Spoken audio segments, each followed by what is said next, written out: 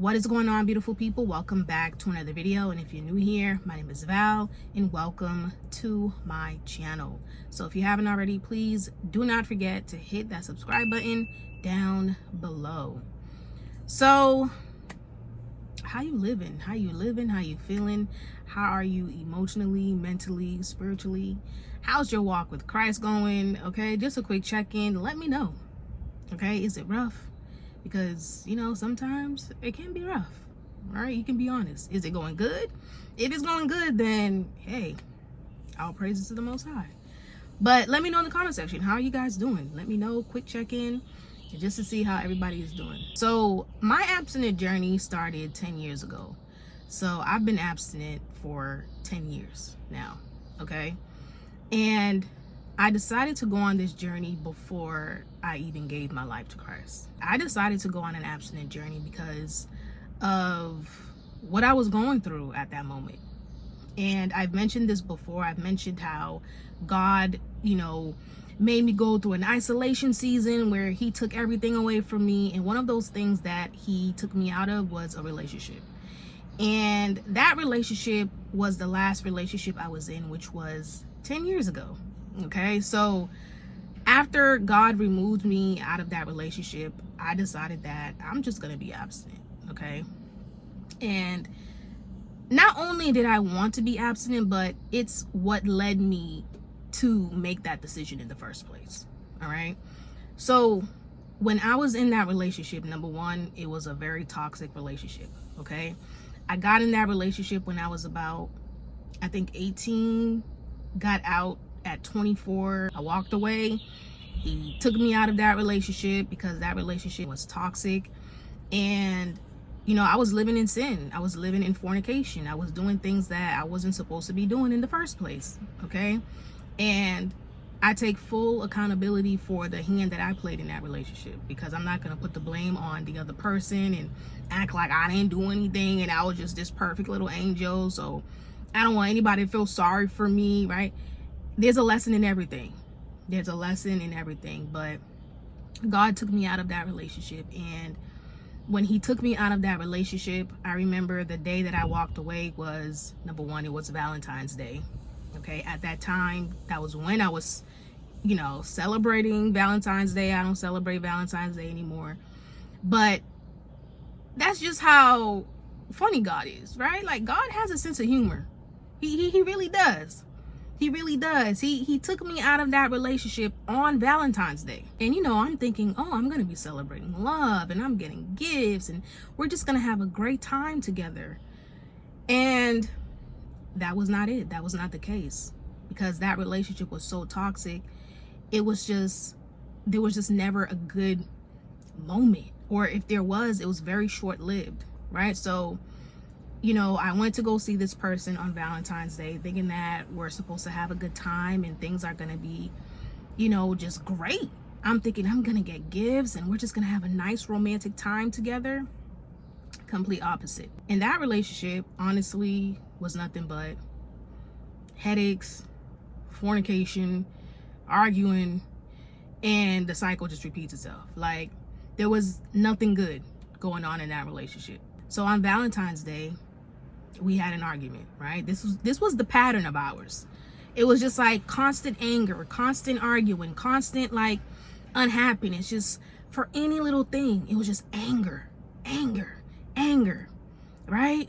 But it's like two people constantly arguing, but yet we can't walk away from each other. Just toxic. So I'm thinking we're gonna have a good time and we're just arguing the whole time, right? And I said, I'm done, right? I walked out and I'm like, I'm good. I never looked back. And that was the last day that I saw that person. Blocked on social media, block your phone number. I just couldn't do it anymore. And honestly, it's really by God's strength that I was able to walk away from that relationship. Because when I was in that relationship, I thought this was it. Like, we're getting married. You know, I found the one. Like, I'm good. You know, man, I was young. Got in that relationship at 18. You know, early 20s, I'm thinking, oh, this is it. Right? I don't know anything. I didn't know any better. Nobody taught me anything about relationships at that time. I didn't know anything. I'm thinking, this is love. This is what love is supposed to be like. But God took me out of that relationship on Valentine's Day. He's like, oh, you think you're gonna be celebrating love today? Oh, you really think you really think you about to get some gifts, right? You think you about to get chocolate and flowers. No. This is gonna be your last day that you're gonna see this person. No more fornicating for you. Yeah, you need to stop. You need to stop, because you're gonna die. This is gonna be your destruction right here. Okay?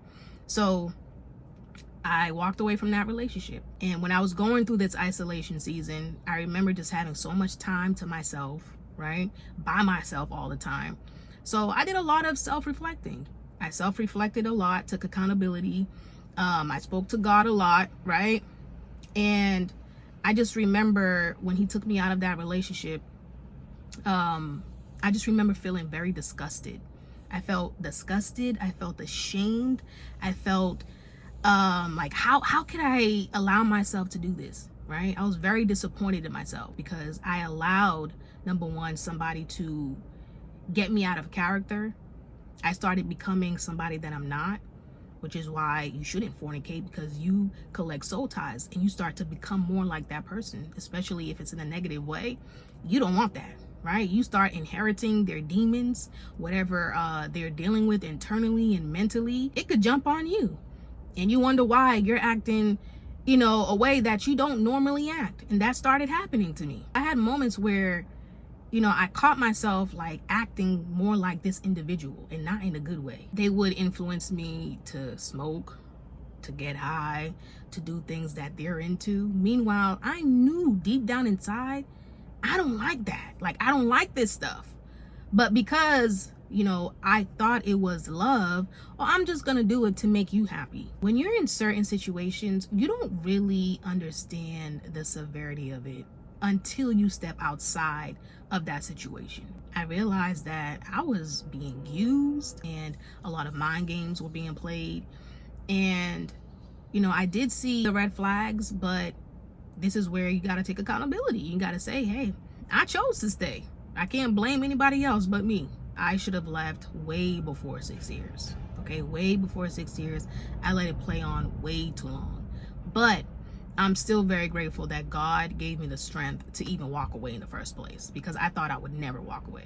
So, like I said, when I left that relationship and I had time to self-reflect, I felt very disgusted, right? And very disappointed in myself. And I remember just having a moment with God, and I said, Lord, I don't want to do this anymore. I don't want to fornicate. I gave this person 6 years, okay?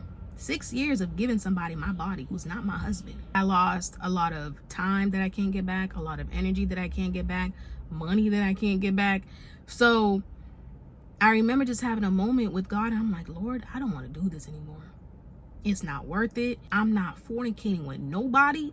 I'm not doing no touching. Ain't nobody touching me. I'm not doing none of that. I don't want to date this person, this person, this person. I don't want to talk to this person, or that person. I'm not entertaining anything. Nobody is getting entertained. Nobody. Don't come to me about God told me you're my wife. You're not getting entertained. There's no way around it. You're not getting like anything out of me. No energy. You're not getting anything. I'm not going to waste your time. I'm not going to waste my time. It's not happening. Right? So I told God, the next man got to be my husband. He has to be my husband, because number one, I said, Lord, I'm done. I surrender. I repent. I'm not fornicating anymore. I've learned my lesson. Done. You ain't got to tell me no more. I am done. Done. I don't want an inch of it. I don't want nothing. It's not worth it. I'm not collecting any soul ties. I'm not laying down with nobody that's not my husband. Ain't no touching going on. Ain't nothing. No peck on the lips. Nothing. So I made a promise to God. I said, Lord, my abstinent journey, it starts today. It starts today. And by the grace of God, I have been able to uphold that promise, right? No peck on the lips with nobody, no touching, no feeling, no picture, no let me see, a peek, nothing. Okay? None of that. Only by God's strength. only by his strength. Okay? Only by his strength that I've been able to be abstinent for 10 years. In this abstinent journey, I want you to understand that number one, it's your journey, and your journey doesn't have to look like everybody else, right? And, you know, some people say that this walk, this abstinent journey is easy. Oh, it's easy, right? Hey, maybe for them. For me, it's not always easy, right? Sometimes you do have your challenges, but you got to constantly die to your flesh, right? Die to your flesh, rebuke those thoughts that come into your mind, any lust that comes into your heart, rebuke them, right? Stay in consecration, stay in prayer, and also just know that I'm just gonna be honest with y'all. If you just have the desire to just fornicate and you just can't control yourself, just know those 5 minutes, 10 minutes is not worth it, okay? It's not. Collecting a soul tie for that quick enjoyment is not worth it. It's not. After you do the do, you feel guilty. After you do the do, you're gonna think to yourself, why did I do this? You're gonna think to yourself, man, I waited this long for this. I couldn't control myself for 5 minutes longer. And now I gotta go start over. Listen, we've all had to start over with something, okay? But just think about it. It's not worth it. It's not worth it. It doesn't matter how good that woman looks. It doesn't matter how good that man looks. If they're not your husband, if they're not your wife, listen, don't fornicate. Not because I said it, but because God said so, okay? And he knows what's best for you. What God also revealed to me when he took me out of that relationship was that I was dealing with a sexual demon, okay? He didn't show me this when I was in that relationship. He specifically showed me, literally, okay, I'll get to that in a minute. He literally showed me that I was dealing with a sexual demon. He showed me the demon. There was one night where I took a nap before I had to go to work. I was working the graveyard shift, okay, 11 to 7. And I took a nap before my shift and I fell into a deep sleep. And I had the craziest outer body experience that I probably ever had in my life. The way this thing happened, you can't really explain certain things to the average person because people will look at you like you're crazy. They'll be like, what are you talking about? But if you understand, you understand. You'll understand what I'm talking about. But I had this crazy out-of-body experience and I fell asleep, fell into a deep sleep. And what I saw in this dream, it was like I saw myself looking at my present self in the physical realm, right? So, you know, I see myself laying in my room, laying on my bed. So I see everything how it looks in the physical realm.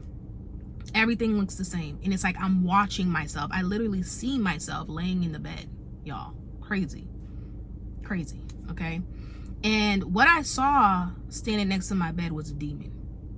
Literally standing right next to my bed. And boom, sleep paralysis. So I'm trying to wake up out of this, you know, dream. And, you know, here comes sleep paralysis. I'm fighting. And this demon is holding me down, right?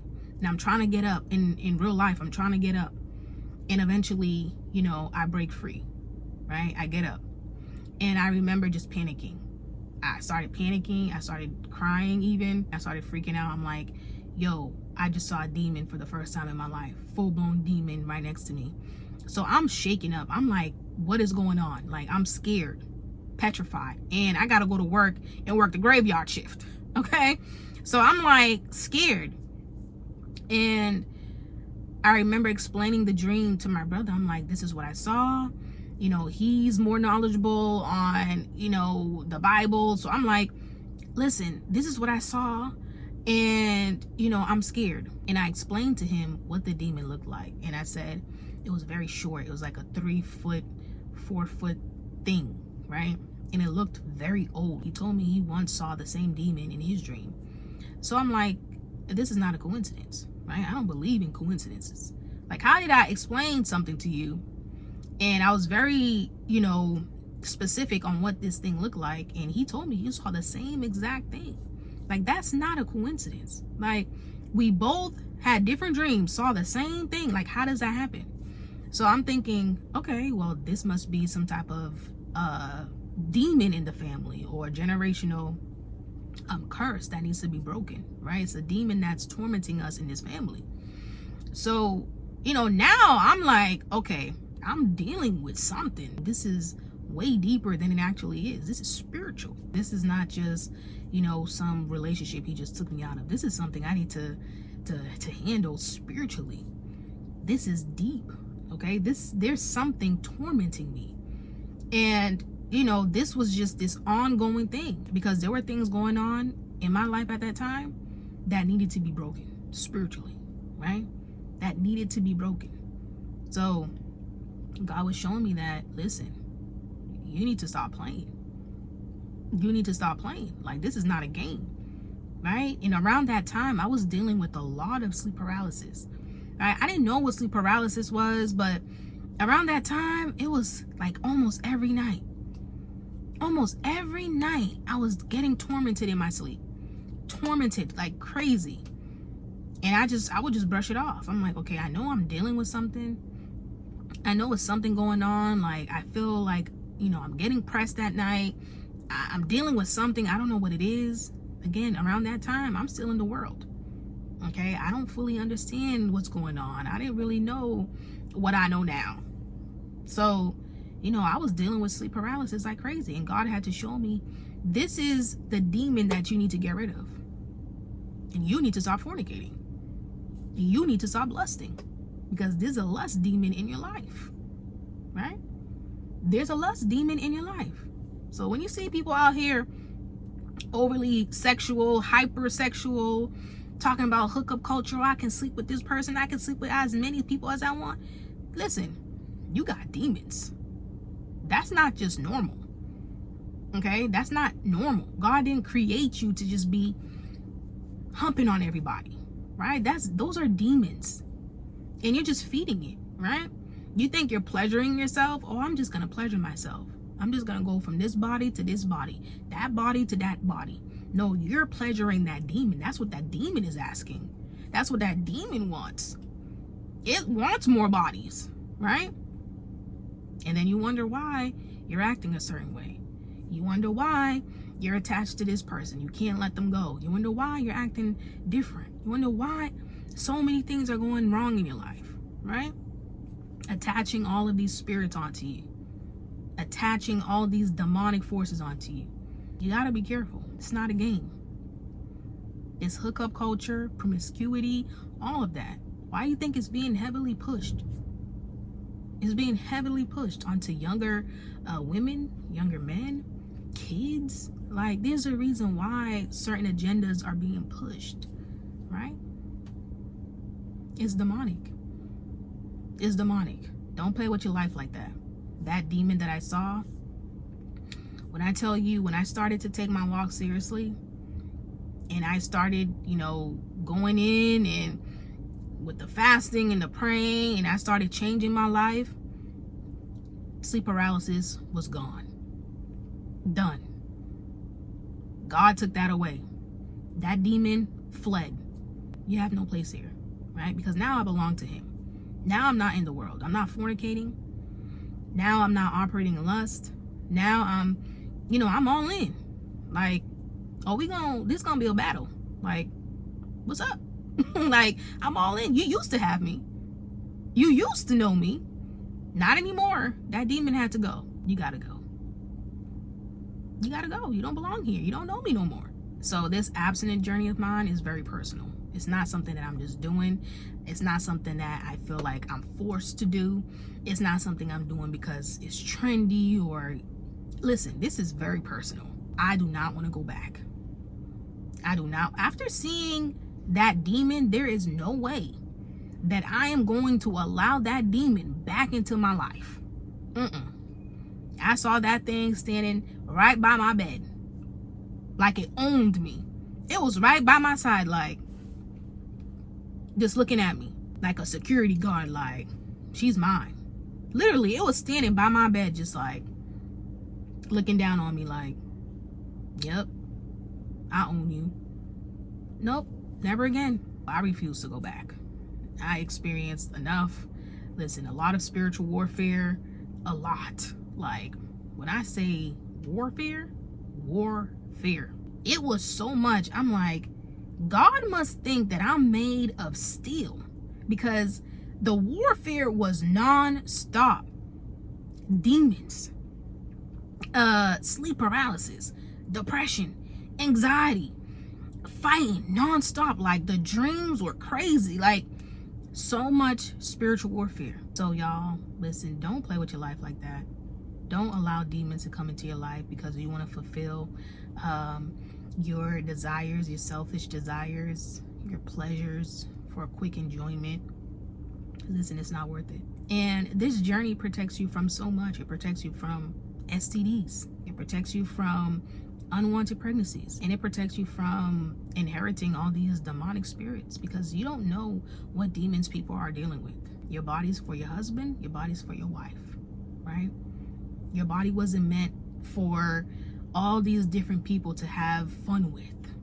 He didn't create you for that. He tells us to cherish our temple, and our body doesn't even belong to us, right? When you get married, it belongs to your spouse, but most importantly, it belongs to him. So if you sin against your own body, not only do you dishonor your body, you dishonor him when you do that, okay? And he's not pleased, and he wasn't pleased with me. I'm just glad he snatched me up, but he showed me the demon that I was dealing with. It's not worth it. All right, so hopefully this video was helpful. If you're on your abstinent journey, keep on going. If you're thinking about doing it, do it. If you're a virgin, hold on to that, cherish it. Don't let anybody peer pressure you into doing something that you don't want to do, because that's very rare nowadays. So cherish that, hold on to that. There's a reason why you've made it this far being a virgin. Hold on to that. Okay, even if people laugh at you, even if people tell you things like, you know, you need experience, and how you gonna learn your body, how you gonna learn what your body likes if you've never done anything, how you gonna please your husband or your wife if you never did the do. Like, listen, don't listen to anybody that tells you that. Okay, don't listen to anybody that tells you anything like that. Hold on to that, cherish it. No matter what people say, if they laugh at you, if they bully you, hold on to that. If you fall short, get right back up, repent. If you got to start over, start over. Okay, none of us are perfect. We all fall short somewhere, and that's exactly why we need Christ, right? And that's why we need him. We can't do it on our own strength. We need his strength. We need him.